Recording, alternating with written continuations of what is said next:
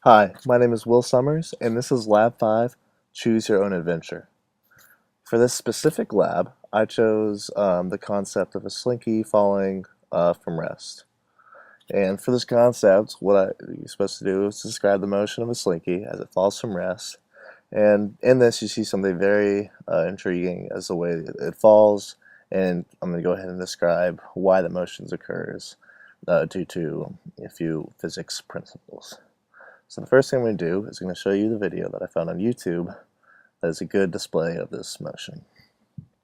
And also, in this video, they attach a tennis ball to the bottom of the slinky. It doesn't make any difference, but it makes it easier to track the bottom of the slinky, um, as the video includes. It is also in slow motion, so you get a better view of what is going on. And there's the initial drop. You'll see it again in slow motion. As the top comes down very rapidly, the bottom stays motionless, and it's like crazy, and it's like floating in the air, and it doesn't drop to the ground until the very end. It's very, very interesting concept. So what I'm going to do now is go ahead and describe the physics principles that drive this motion and to why it happens. We're going to start with the two forces that are acting on the object. We have the force of gravity pulling down from the Earth in our system, which is the slinky, and we have the force of tension, which is inside the slinky, and that's pulling up, kind of like our spring force. And we know that F net is equal to the F of gravity plus the force of tension. And we know that since there is no motion occurring, our F net is equal to 0. And because of this, we can conclude that our force of gravity is equal to force of tension. Here you can see the force of tension at the top, where I just pointed to, and the force of gravity is at the bottom.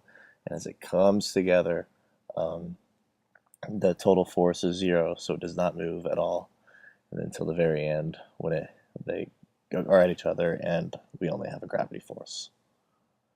Now I went ahead and put this video on a tracker, and I tracked 2 points in this. I first tracked the top point and the bottom point. I tracked the top one to describe the motion of the slinky falling down, and I tracked the bottom point to show to you that the 0, or very minuscule motion from the bottom. Like I said earlier, this was in slow motion, and the frame rate of the camera was 300 frames per second, so the tracking is going to take a little bit while. But you could also see the upper right hand corner. We have a graph of the motion, our red, which is the top of the slinky, as it goes down over time, very linear, maybe a little bit parabolic. But we also tracked the motion of the tennis ball over time, and you can see that there is up to the left side, that there's very little difference in the change of y positions, maybe by 0.02 to the max. Now the next step of analyzing this video was putting the data into Python. Here in Python, I included a few of the basic information, and this includes like the masses and our initial positions, and the initial position of the ball there was 0.3, negative 0.70. I also included the mass, the initial position, and initial velocities, which were all 0. And we also had our main concepts of gravity, which is negative 9.8, our spring constant, and our stretch of the spring. As we continue on, we include different forces that are coming into play. Like I said earlier, we have the force of gravity, which is equal to the mass times the gravity, which is 9.8 meters per second squared. And we also have the force of the spring, which is that tension pulling up, which is equal to negative Ks times our stretch squared. And then we also included several factors: the energy principle, with the kinetic energy, and the potential energy at each given moment.